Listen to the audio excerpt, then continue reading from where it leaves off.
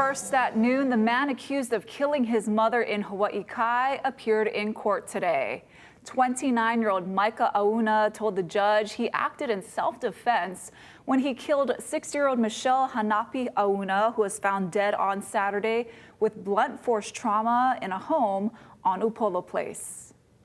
Your Honor, it was self-defense. Hey, everything is recorded, this one, especially the news here, okay?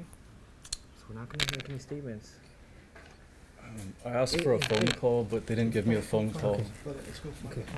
It's cruel and unusual punishment. I was acting in self-defense. A 27-year-old woman who was also arrested has since been released pending further investigation. Auna is being held on $500,000 bail. Also new at noon, Hawaii Island police identified the remains of a man who was reported missing 10 years ago as 50-year-old Eddie Sinarine of Volcano. In June of this year, police were alerted to the discovery of human skeletal remains in a forested area in Volcano in close proximity to where he lived. The remains were identified by DNA comparison. A forensic pathologist and forensic anthropologist conducted separate examinations of the remains and concluded there were no traumatic injuries or indication of foul play. Hawaii Island police have launched an investigation on a large marijuana growing operation in Ocean View. A search warrant was executed on Jasmine Drive last Wednesday. And during the search, the officers recovered 397 marijuana plants, along with 364 pounds of processed marijuana. They also recovered cocaine, guns, cash, and multiple vehicles. We're told the total street value for all the recovered drugs came out to nearly $1.5 million. And no charges against the Hawaii Island officer accused of leaving a canine in a police car unattended that led to its death back in September. Archer was a 6-year-old narcotics detection dog. The Hawaii Tribune-Herald reports that the Attorney General's office determined there wasn't enough evidence to criminally charge the officer. She was reassigned to another position while the police department continues its own administrative investigation. The police department told the paper that it will now have heat detectors in patrol cars with canines, as well as collars to monitor the dog's health at all times. Warnings from the collar could be sent to its handler if it's in distress. Police are looking for the trespasser who killed and butchered a cow worth tens of thousands of dollars in upcountry Maui. A'ali'i Duklo spoke to the rancher who discovered the crime. The young cow that was killed would likely have had many more years producing calves. She was not only a high-value livestock, but one of the ranch's favorite animals. He's real mellow, and he comes up to you and eats, out of your hand.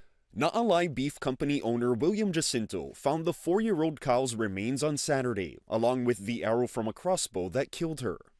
Very young, so she had her whole life ahead. The killer harvested much of her meat, and photos show carcass parts scattered on the Haiku property. Jacinto says the cow was valued at $50,000 because of her breed. It's like one of our production animals, and one of our main ones is 3/4 Wagyu. And like I said earlier, it's a high-value animal. So, the offspring for that is valuable as well. So it could have been many, many more calves that could have produced meat and beef for our community. Megan Nakashima of Pukalani Superette has been buying meat from Jacinto for years. It's really heartbreaking. And he's like the nicest person. I bet you he would, if you had told him that you needed the meat, he would have found it for you. It's not the first time someone trespassed onto the ranch and killed a cow. A year and a half ago, 3 were found shot dead. As far as the feeling, it's devastating and stuff, but we kind of numb to this stuff right now. The Department of Law Enforcement recently launched a pilot program targeting agriculture crime on the islands of Oahu and Hawaii. Jacinto hopes the unit can expand to Maui so there will be more protection for his livestock.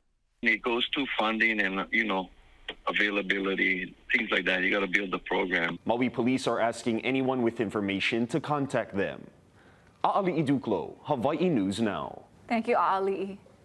The Department of Justice has released thousands more documents related to Jeffrey Epstein, with more still to come in the future. This third batch includes court records, FBI tips, security video from jail, and emails. Olivia Rinaldi has the details. The DOJ released about 30,000 pages overnight, including emails from 2019 in the days after Jeffrey Epstein was arrested on sex trafficking charges. The emails show federal agents asking for updates and contacting 10 potential co-conspirators, including Ghislaine Maxwell, but most other names are redacted. We are not going to quit until justice is done. Democratic Congressman Ro Khanna says survivors are demanding more be made public. The FBI witness interviews, that's where they told them about other men who either raped them or were involved in the cover-up. One email from the Justice Department says then private citizen Donald Trump flew on Epstein's plane many more times than had previously been known, and on 2 occasions did so with women described as possible witnesses in a potential case against Maxwell. President Trump has said he had a falling out with Jeffrey Epstein years ago and had no knowledge of his crimes. On Monday, the president called the files an effort to distract from his political accomplishments. What this whole thing is with Epstein is a way of trying to deflect from the tremendous success that the Republican Party has. The DOJ also came to the president's defense, writing on social media that some of the documents contain untrue and sensationalist claims made against the president that were submitted to the FBI right before the 2020 election. Olivia Rinaldi, CBS News, the White House.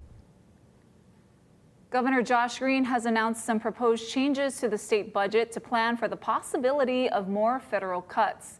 He says his top priorities include food security and healthcare access. For fiscal year 2027, which begins in July of next year, the supplemental budget includes $13 million to run the Supplemental Nutrition Assistance Program, also known as SNAP, and $75 million to cover costs and meet federal requirements for Medicaid.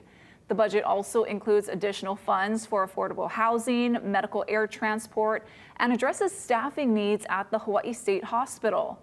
The governor said state departments will have to work within their existing budgets to fund the priorities.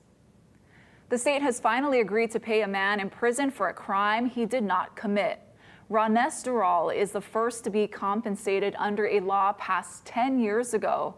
Lynn Kawano explains what took so long. Rones Dural was 28 years old in 2003, a Navy sailor about to get promoted when he was accused of sex assault by an ex-girlfriend's daughter. He spent 8 years in prison, 8 more on parole, but maintained his innocence the entire time, refusing to take plea deals to get out early and agreeing to a lie detector test while in Saguaro Correctional Center. The test is about to begin. After exhausting his direct appeals, he turned to the Hawaii Innocence Project, which built a case based on newly discovered evidence and witness statements. All rise. In December 2019, a circuit court judge dismissed the case for good. The military changed his discharge from dishonorable to honorable, and his HIP attorneys worked to get him compensated. In 2015, the legislature passed a law which allows for $50,000 for every year in prison due to a wrongful conviction. But there is a flaw in that law. The person has to be declared innocent.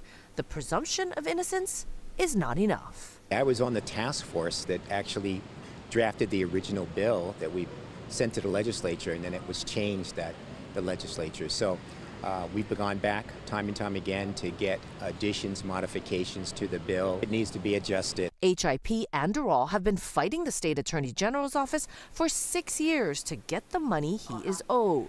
Earlier this month, the state agency finally agreed to settle his lawsuit and pay for all 8 years and 5 months he was locked up. Dural walked out of circuit court on December 17th, relieved that the entire ordeal is finally over.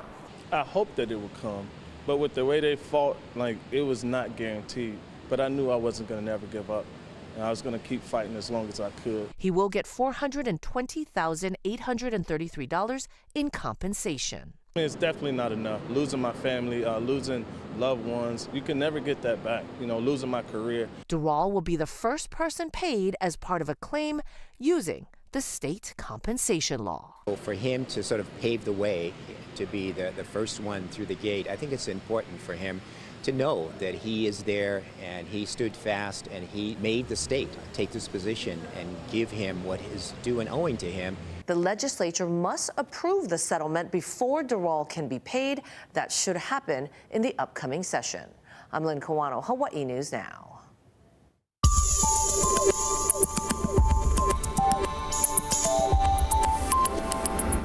How's it on this Tuesday? Get ready for some windy conditions today. And as such, you see these clouds upstream, they'll be pushing into those windward areas. We'll have a few windward and Mocha showers, especially this morning. But you can see there's not a lot of rain aside for those showers coming into a handful of windward spots. But the winds, they'll be running at surplus speed. So hold on to the little kids today. It's going to be quite windy. In fact, we're thinking the winds later today through the afternoon are going to be stepping up to about 15 to 30 miles an hour. That means humidity levels will be comfortable. Air quality is going to be pretty good as well.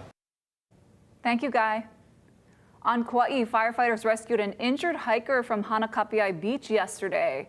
Just after 1 in the afternoon, officials say KFD got the call that a 66-year-old female visitor injured her leg after a fall and was unable to hike out.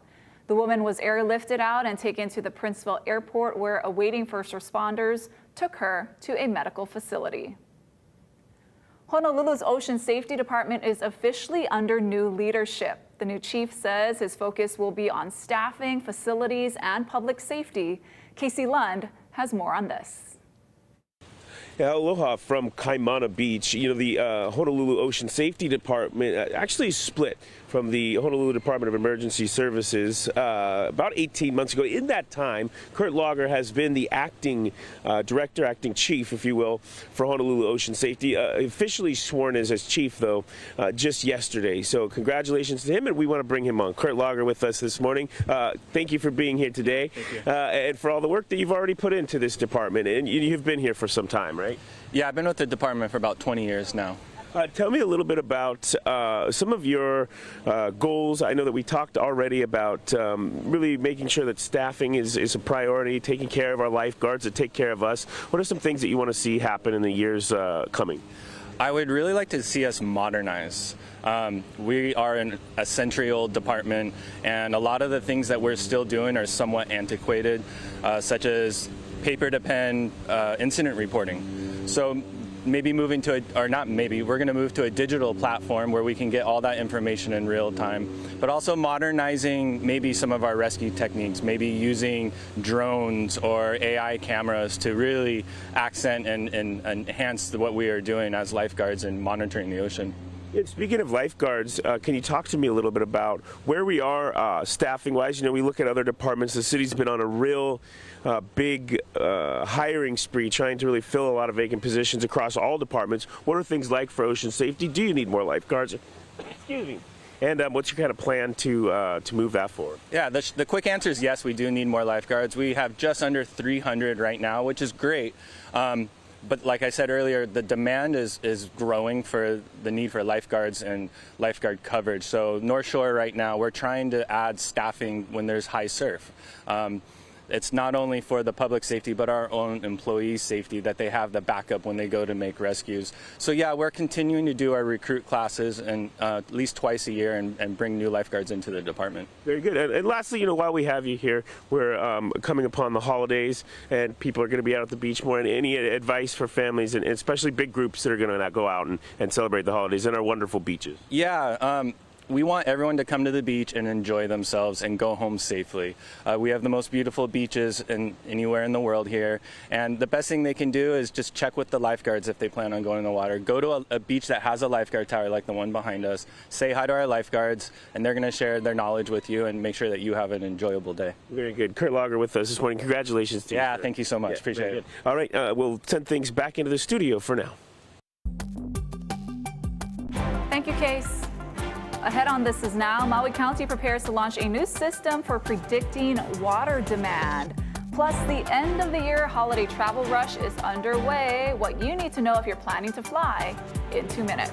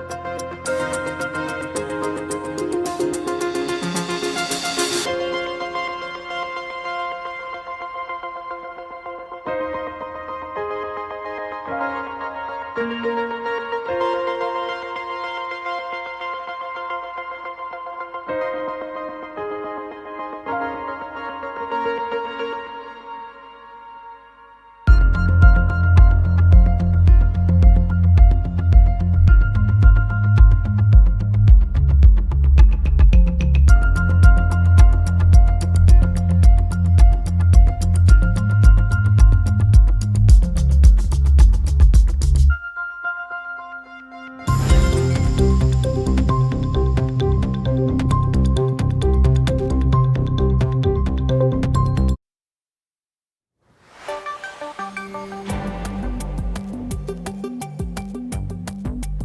back. Maui County's Department of Water Supply is starting a new method for projecting water demand meant to improve accuracy and make the permitting process easier for customers. Chelsea Davis explains the new system that starts January 1st. We want to be a department that folks want to work with. After years of water challenges, Maui County wants to make it easier for customers applying for new or additional water use. Right now, when folks come in and they're counting their own fixtures, and then we're counting the fixtures they say they have, we get into kind of quibbling over details. This new method focuses on daily water usage instead of the number of plumbing fixtures, such as toilets or showers. You know, if you're wrenching on your car in the garage and you use the quarter bath, you use the toilet in the garage, and then you wash your hands in the sink, you're just doing that in the garage instead of going in the house to do it. So there's not an extra water use happening. DWS developed a model for daily water usage based on a range of bedroom and bathroom combinations, accounting for typical household activities like dishwashing, laundry, bathing, and general human consumption. This can help expedite building permits. And water equals housing. And so there is no greater need right now than protected housing for our community. So, you know, that's why a lot of people are excited to hear of this new proposal. While it doesn't increase the total water supply on Maui, Maui's water experts say it supports the island's long-term water management goals. It's not going to make water available. But it would potentially allow, you know, a project to get reserved water this year or next year that maybe it would have to wait another year. Customers can learn more by going to hawaiinewsnow.com. Chelsea Davis, Hawaii News Now. Well, if you're flying somewhere for the holidays, you might want to leave yourself some extra time. That's because this afternoon and early evening will be the busiest times to travel, according to AAA. Chris Van Cleve has more. More than 10 million Americans have already passed through TSA checkpoints during this busy end-of-the-year holiday rush. The TSA says it expects 44.3 million flyers between last Friday and Sunday, January 4th. Jordan Baldry was getting ready to fly to Bozeman, Montana with his dog Scout amid a busy scene at Los Angeles' LAX airport. So just looking forward to seeing family and friends is kind of what we think about if it gets frustrating. At the Orlando airport, the holiday rush is a chance to stress test new technology. Flyers clearing customs are using this new walk-through biometric technology. The new scanners take a picture and verify the person's identity against their passport photo within seconds before the traveler can walk right through. Passengers are like, wow, is it finished already? Because you literally walk up to a device. It literally takes about 2 seconds, and then you're gone. And it does it far more efficiently than a human being can do it. Customs and Border Protection says it's seen a 43% reduction in wait times and claims a 99% match rate. It relieves the administrative burdens from the officers so that they can do what they do best, which is to talk to the traveler and determine their intent. On the roads, AAA predicts a record number of nearly 110 million Americans will drive for their year-end trips. Just bring patience with you, you know, that's like the number one thing. With heavy rain expected across California, the drive on Christmas Eve could be dicey for many along the West Coast. Now, the next real busy push, in fact, the busiest of the holiday season, is expected to be the weekend between Christmas and New Year's, with that Sunday being possibly the busiest at airports of this entire travel stretch. Chris Van Cleve, CBS News, Los Angeles. And we wish you safe travels if you are planning to fly somewhere for the Christmas holiday. Well, let's take a live look outside now with our tower cam looking out at Honolulu Harbor on this Aloha Tuesday. What's in store for Christmas? Sky's gonna have your full forecast coming up in 2 minutes.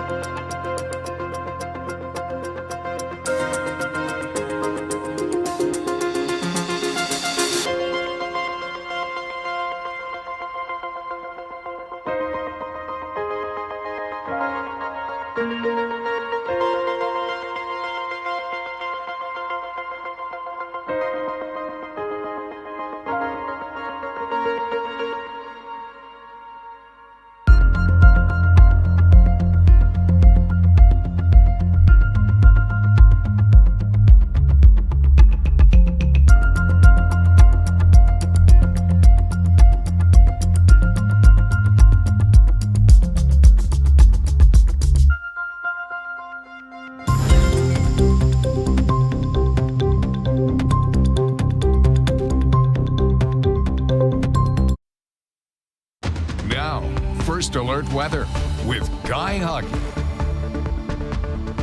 How's it, and aloha on this Tuesday? We've got some pretty nice weather. Granted, there's a big storm system to our northwest. It's not going to impact us, although we could get some high clouds from it. And you see these clouds upstream? They are embedded with a few showers, so we will see a few windward and Mauka showers today. We're not expecting a lot of rain. Most of the rain this morning favors the east end of the state and mostly those windward areas. And whatever rain comes in will be moving out quickly because the winds are running breezy already. They're going to get stronger throughout the day. In fact, in the afternoon, we're thinking they're going to run pretty brisk at about 15 to 30 miles an hour. Otherwise, it's a standard trade wind weather day. A few morning showers, lots of afternoon sunshine, and high temperatures running into the mid to lower 80s. Now, as far as the surf, because of those strong winds, we've got elevated surf over on the east side, just below advisory levels, but it's rough and it's choppy, and to a large extent, it's dangerous.